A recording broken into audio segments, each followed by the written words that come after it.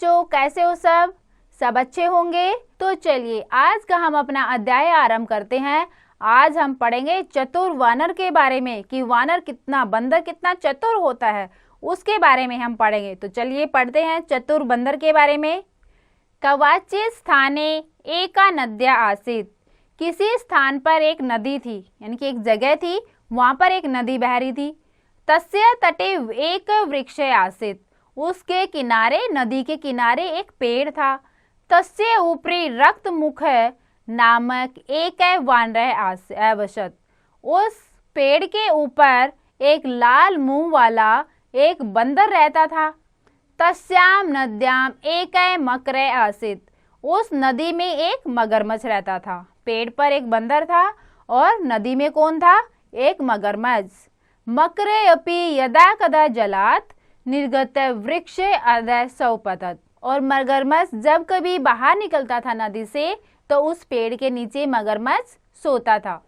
इत्यम तयो मैत्री अभवत। इस प्रकार दोनों में मित्रता हुई। वानरे तस्मै मधुराणी जम्बू फलानी आयच्छत। बंदर ने उसको मीठे मीठे जामुन खाने के लिए दिए। मकरे अपि तान फलानी अखाद्यत अविशिष्टानी च सब भार्याए आन्यात। मगरमच्छ भी उन फलों को खाता और कुछ बच जाते तो अपनी पत्नी के लिए ले जाता।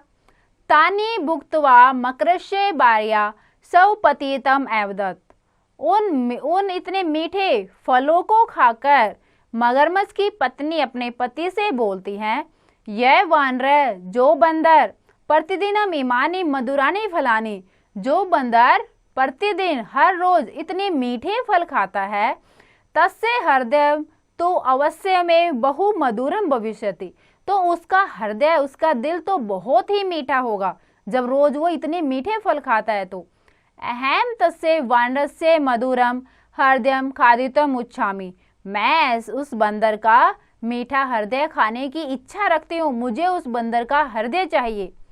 मकर अवदत। मगरमच्छ बोलता है, ये मधुरानी फलानी अच्छत तस्य वदे महत पापम भविष्यति।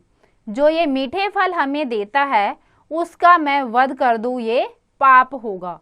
कथम अहम तव वच्याम। मैं ऐसा नहीं कर सकता हूँ। मकर से वचनम श्रुत्वा सा कुपित अभवत। मगरमच्छ के ऐसे वचन सुनकर वो क्रोधित हो जाती है।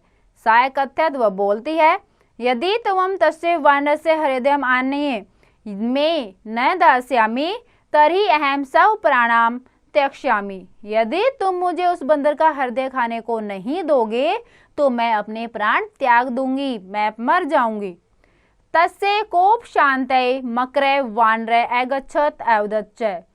तब उसके कोप को, उसके गुस्से को शांत करने के लिए जो मगरमच्छ है वो बंदर के पास जाता है और बोलता है, अद्य तव मम गर्हे निमंत्रणम अस्ति। आज तुम्हारा मेरे घर में निमंत्रण है। तत्र मम भार्या तव स्वागतम करिष्यति। मेरी पत्नी तुम्हारा स्वागत करेंगी। येन प्रकारेण मधुरेण वचने तम समाश्यवास्य सव पृष्ठे चैतम आरोप्य मकर सब गृहम प्रति अचलत। अनेक प्रकार के वचन, मीठे वचन बोलता है मगरमच्छ बंदर को और उसको अपनी पीठ पर बैठाकर मगरमच्छ बंदर को अपने घर ले जाने के लिए चल पड़ता है। अगाधे जले प्राप्ते स सव भार्याए सर्व वर्तांतम वानरम एवदत। अगाधे जले, जब नदी के बीच मझधार में पहुंच जाते हैं तब वह मगरमच्छ अपनी पत्नी के सारे वृतांत को बंदर के सामने बोलता है।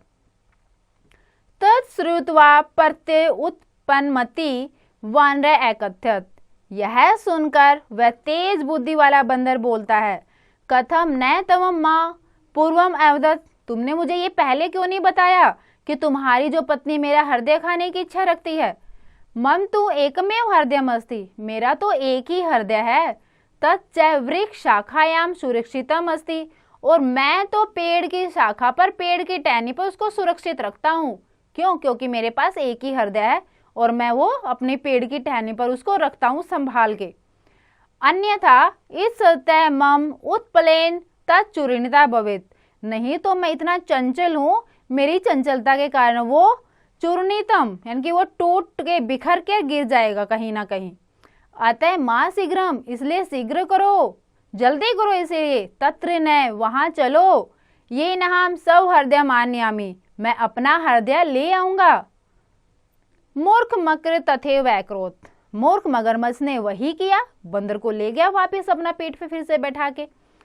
तट प्राप्य वानर मकर पृष्ठात तवृतमेव उत्पुलुत्य वृक्षम आरोहत, तट को पाकर जैसे ही वो किनारे पर आ गया, मगरमच्छ की पीठ से बंदर उछला और पेड़ पर चढ़ गया।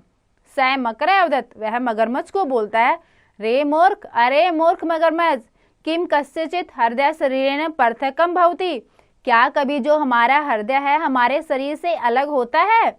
तद गज, जाओ, इते पुनः माँ गज, और यहाँ दोबारा मत आना। लज्जित मकर जले निमग्न भवति, तो लज्जित होकर मगरमच्छ पानी के अंदर चला जाता है।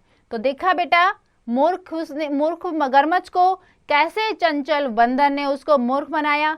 अगर नहीं होता ऐसा बुद्धिमान बंदर तो क्या उसकी पत्नी के द्वारा वो खा चुका होता, फिर खा जाती उसकी पत्नी उसको। तो ऐसे मूर्ख मित्रों से भी हमें बचकर रहना चाहिए। और आपको ये कहानी अच्छी भी लगी होगी कि कैसे मूर्ख मगरमच्छ को बंदर मूर्ख बनाता है, तो बहुत अच्छी लगी होगी आपको ये कहानी। एक बार और आप इसका अवश्य अध्ययन करें।